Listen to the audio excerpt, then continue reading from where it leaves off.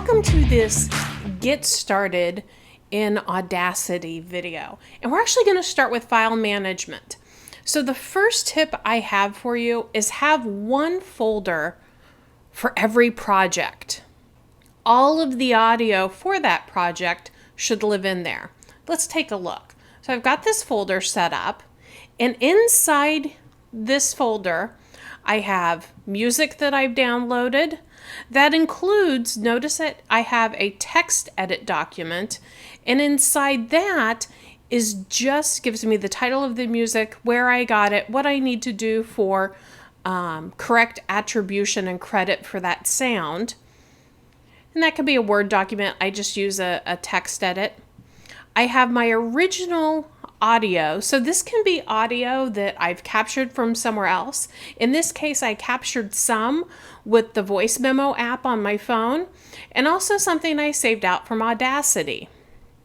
So that all lives in original audio. If I were going to have an interview, maybe I'd have another folder for that. And then this is my Audacity project. So that is a .aup. And then Audacity automatically creates some extra files for you. So now, working in Audacity, I can either open this project, or what we're going to do is get started with a brand new project. So I'm going to open Audacity, and as soon as I open it, it creates a new project. Now, it doesn't look like anything's happened. That's because I haven't imported in anything. I'm going to go ahead and save this project. And this is really important. So remember that .aup file? That's not an audio file. That is literally a project file that only works in Audacity.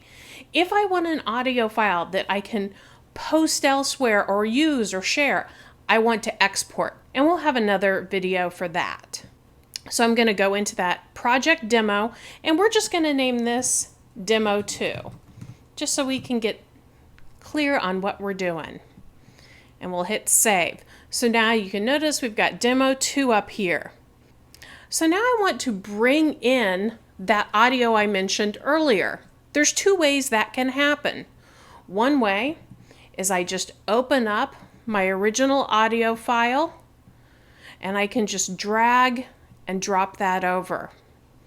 Now here's where it's important to mention that sometimes when you do that, you get an error message. It is possible that the type of file needs to be converted. And that's what happened when I created this voice memo. Audacity suggests installing what's called the lame encoder. I'm going to put that link in the down bar, which will allow you to download and install that encoder. That means that it will automatically work inside of Audacity, so you don't even really have to think about it. But remember, if you've downloaded it, installed it, you will need to restart Audacity. Don't let that fool you.